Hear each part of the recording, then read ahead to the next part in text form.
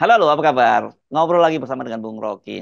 Bung Rocky ini kelihatannya kalau kita mengamati PDIP itu setidaknya ada, saya menyebutnya apa ya, gerak yang mendua atau gerak yang berlawanan. Tapi saya nggak tahu, mungkin saja ini nanti berlawanan tapi mungkin menuju satu titik yang sama begitu ya. Karena tentu yang saya maksud adalah Puan, yang satu lagi adalah Hasto. Hasto ini kita seperti bahas kan dia roadshow kemana-mana ya, dan betul-betul Pak Jokowi itu dikuliti habis gitu ya. Sementara Puan ini melihatkan gerak yang semakin mendekat ke, saya tidak tahu kita sebutnya mendekat ke Pak Prabowo atau Prabowo Gibran atau juga Pak Jokowi satu paket. Karena misalnya dia menyatakan bahwa dia akan bertemu dengan Pak Prabowo nanti insya Allah setelah setelah Lebaran begitu, dan kemarin dia juga baru buka bersama dengan TKN, di rumah TKN Rosan Roslani, dan dia memastikan hak angket itu tidak ada instruksi hak angket. Sementara dari Gerindra juga memastikan hak angket kayaknya udah selesai, apalagi sekarang sudah masa persidangan sudah tutup gitu. Ini libur kan, libur Lebaran gitu. Betul, bukan sekedar menarik, tapi kita lihat satu keunikan Mhm. dari politik PDIP ya, pasca perhitungan suara kemarin. Saya sebutnya keunikan karena orang melihat tadi selalu ada dua arah tuh, arah Ya, yang ditempuh oleh Hasto dan arah yang ditempuh oleh Puan itu. betul. Tapi semuanya itu pasti bermuara pada Megawati kan, Ah, semua itu dia arah itu poinnya. berasal dari Hmm. Megawati. Hmm. Kalau kita beri penamaan aja supaya gampang analisisnya, Hasto mengambil arah ideologis, Mhm. Puan mengambil arah politis. Kira-kira Hmm. begitu kan? Jadi Mhm. bagi Hasto, PDIP itu harus menegakkan kembali nilai-nilai keadilan, nilai-nilai Hmm. kerakyatan, Hmm. dan nilai-nilai Soekarnoisme terutama itu. Jadi demi itu saya kira Hasto ingin memulihkan kondisi ideologi dari partai yang Hmm. selama ini dianggap oportunis, pragmatis, terlalu lama untuk memelihara Jokowi yang ternyata sebetulnya adalah kader bodong. Kira-kira begitu kan? Di Hmm. dalam pikiran Ibu Mega yang kemudian dieksplisitkan dengan bagus oleh Hasto melalui kritik Hmm. berseri terhadap Jokowi. Nah, Hmm. kritik Hasto itu mesti kita lihat sebagai upaya PDIP untuk memberi pesan pada rakyat bahwa PDIP mengerti betul bagaimana kekuasaan itu dimanipulasi oleh kadernya sendiri. Hmm. Jadi ini semacam otokritik dari partai melalui gerakan Hasto. Jadi tetap kita harus lihat Hasto sebagai seorang kader yang menginginkan PDIP itu tumbuh tegak lurus dengan prinsip-prinsip keadilan, kerakyatan, dan Soekarnoisme itu. Nah, Hmm. prinsip-prinsip itu yang dibuatkan kontras dengan kelakuan cewek-cewek Jokowi kan. Jadi Hmm. bagus betul bahwa PDIP akhirnya mau mengakui bahkan secara terang-terangan lewat Hasto bahwa kader dia itu memang gagal untuk mewujudkan keadilan, eh, persahabatan dalam politik, dan Soekarnoisme itu. Jadi Jokowi dianggap sebagai kedurhakaan politik PDIP itu. Hmm. Kira-kira itu kalau kalau kita rumuskan secara lebih dramatis gitu kan. Iya, Dan iya, bagi iya. Ibu Mega, Hmm. mungkin Ibu Mega masih bisa menahan diri karena banyak pertimbangan kebangsaan, kenegaraan yang beliau Hmm. bayangkan. Hmm. Kalau duel dengan Jokowi itu mau habis-habisan. Tetapi secara psikologis Mega tentu menganggap kan Jokowi itulah adik saya, Hmm. kan Gibran itu adalah anak saya tuh. Hmm. Dan bagi seorang ibu yang secara tulus merawat Jokowi dan Gibran, itu tesis, luka itu sangat mendalam tuh. Dan Mega tentu sangat bijak untuk memahami, oke oke lah dikhianati, tetapi yang lebih bahaya adalah kalau pada akhirnya Jokowi melalui kepemimpinan Prabowo nanti masih ada dalam politik Indonesia itu. Hmm. Jadi tentu Mega menganggap bahwa dia udah merusak PDIP, jangan lagi dia merusak bangsa. Saya mau Hmm. merumuskan itu kira-kira. Kalau saya bisa diizinkan membaca alam pikiran kontemplatif dari Ibu Ya, Mega. Nah, ya. karena itu kemudian ada gerakan lain tuh, gerakan Hasto, ada gerakan hati nurani Mega, dan gerakan Puan adalah gerakan strategi politik Mega tuh Hmm. untuk memungkinkan PDIP itu tetap muncul sebagai partai yang sedang mengevaluasi diri, tapi juga tidak akan tersisih di dalam transaksi-transaksi politik material, kan itu dasarnya kan. Nah, Hmm. itu yang menerangkan kenapa Puan berupaya untuk stabil secara politik, walaupun akhirnya dicaci maki publik kan, kenapa mendekat pada Prabowo. Tapi kalau kita baca dua strategi Mega itu, yaitu memulai satu teguran ideologis pada Jokowi melalui Hasto, dan memulai membuka politik yang sifatnya coba kita cari istilah, sifatnya mengeratkan kembali hubungan-hubungan yang rusak selama pemilu kemarin dengan menerima undangan dari pihak 02 misalnya untuk pertemuan-pertemuan kebudayaan soal buka puasa atau nanti hal lebih halal. Jadi supaya fair kita baca itu bahwa Mega mengerti keadaan, tetapi dia mesti membayangkan masa depan PDIP yang memang kehilangan 5-6 kursi itu kan, dan itu sesuatu yang betul-betul tragis bagi Mega kan. Jadi Mega nggak mungkin berlama-lama merasa berduka dengan perilaku perilaku Jokowi. Dia mesti bangkitkan kembali kepercayaan bahwa maneuvering PDIP itu masih dimungkinkan atau bahkan tersedia justru ketika hari-hari ini orang fokuskan kesalahan atau kejahatan itu pada Jokowi yang memang adalah kader yang memang sebetulnya tidak lagi ya Jokowi masih pegang kartu PDIP tapi ke PDIP-an dia sebetulnya udah selesai itu. Nah itu saya kira dua cara memandang yang muaranya tetap sama yaitu keinginan PDIP untuk bangkit dari keterpurukan.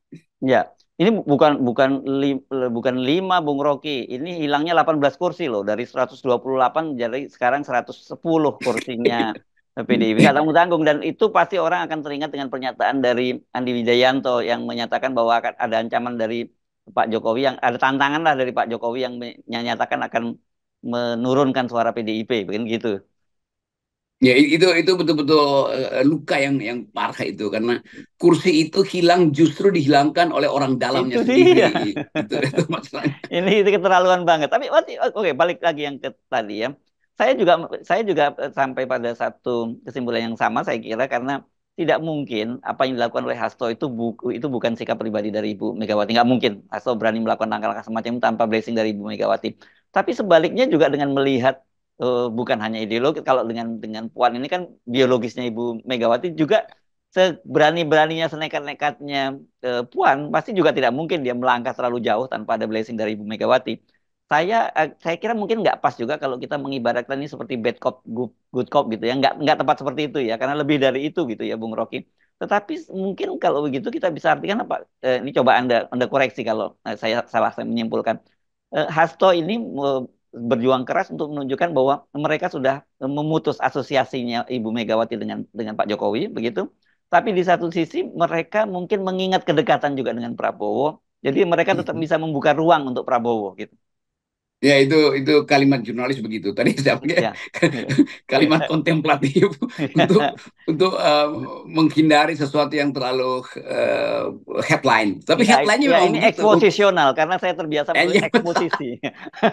jadi itu tepat sekali itu dirumuskan bahwa akses pada Jokowi berhenti, akses Hmm. pada Prabowo masih berlanjut. Kira-kira kan Ya, ya. begitu tuh. Jadi Hmm. saya pakai istilah tadi ya, gerakan politisnya Ya, diselenggarakan oleh Puan, sementara gerakan ideologis oleh oleh Hasto tuh. Hasto. Ya, Jadi ya. kita mesti lihat ini adalah dua tokoh PDIP yang sedang memperlihatkan kecanggihan berpolitiknya tuh. Jadi Hmm. tetap itu kecanggihan Ibu Mega tuh. Puan oke, silahkan rajut kembali sesuatu yang masih mungkin dengan Prabowo, tetapi soal Jokowi itu biarkan Hasto yang selesaikan Hmm. problem moralnya. Kira-kira Hmm. begitu kan. Hmm. Dan dua-duanya lakukan maneuvering yang bagus tuh. Hasto mengambil risiko bahkan dengan seluruh tuduhan yang ada pada dia itu Ya, untuk tetap bersiteguh pada pikiran bahwa Jokowi jauh lebih buruk daripada kelakuan bahkan kader-kader PDIP yang Harun Masiku misalnya segala macam itu kriminal aja, tetapi Jokowi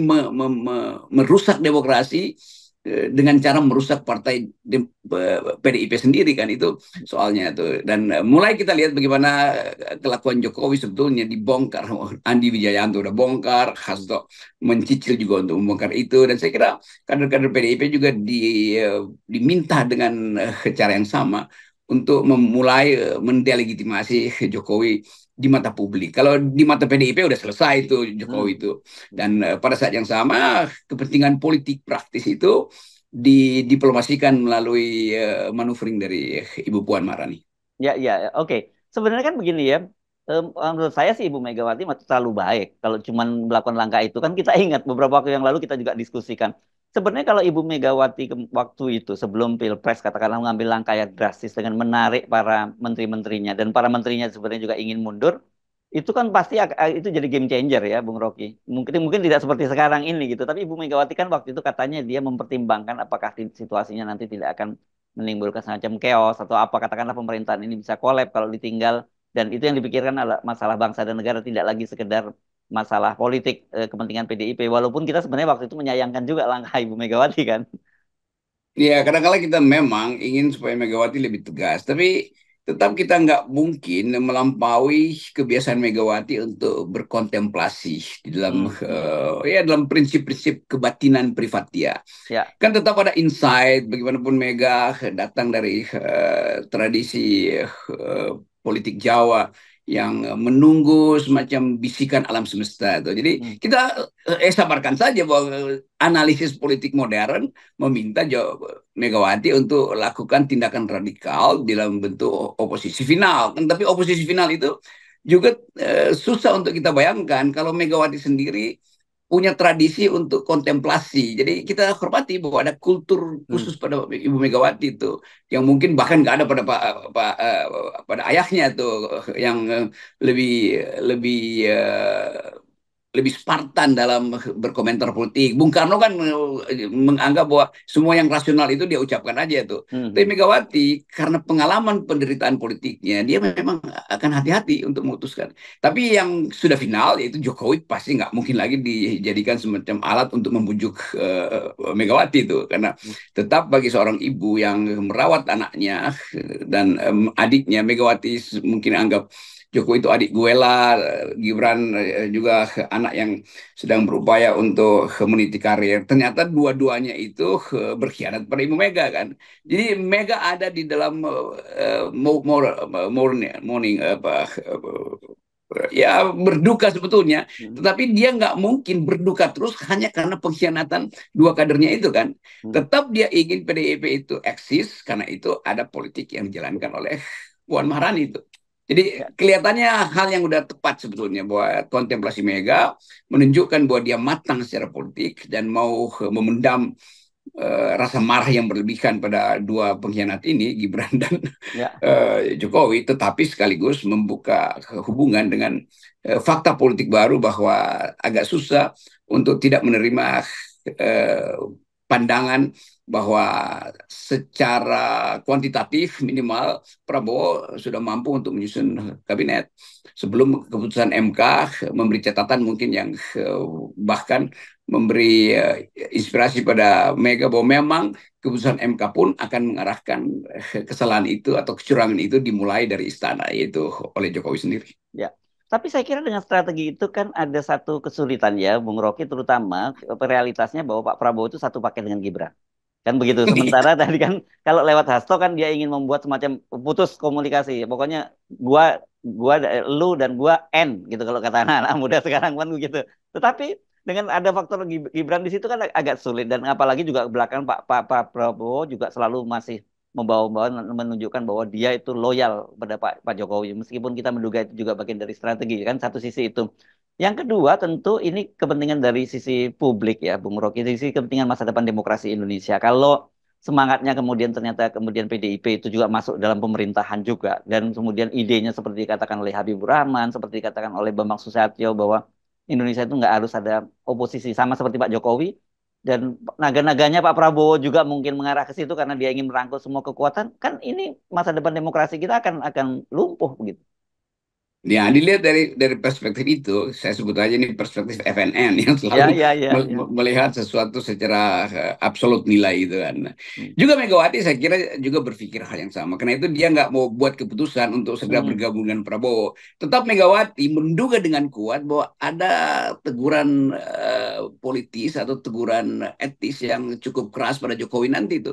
Sehingga bagi Megawati, Gibran juga adalah bagian dari teguran etis itu dengan konsekuensi yang didalilkan oleh 01 misalnya, yaitu pemungutan suara ulang. Tapi bagi Megawati, conditioning yang ada di Mahkamah Konstitusi itu akan menentukan langkah dia untuk memulai negosiasi atau tawar-tawaran dengan Pak Prabowo. Hmm. Prabowo juga melihat hal yang sama. Selama Gibran masih ada di dalam tangan kiri Prabowo, tentu Prabowo tahu bahwa Megawati ya akan susah untuk menerima fakta itu kan. Jadi Ya. ini kirim-kiriman sinyal yang saya kira akan dimenangkan oleh Megawati, dan Prabowo tentu akan lebih memilih adanya PDIP di kabinet ketimbang adanya Gibran di ruang sidang kabinet nanti kan, itu Ya. juga susah kita bayangkan tuh. Jadi Hmm. biarkan aja dilema itu ada pada Pak Prabowo, tetapi dilema itu harus dipecahkan walaupun memang masih lama, bulan Oktober.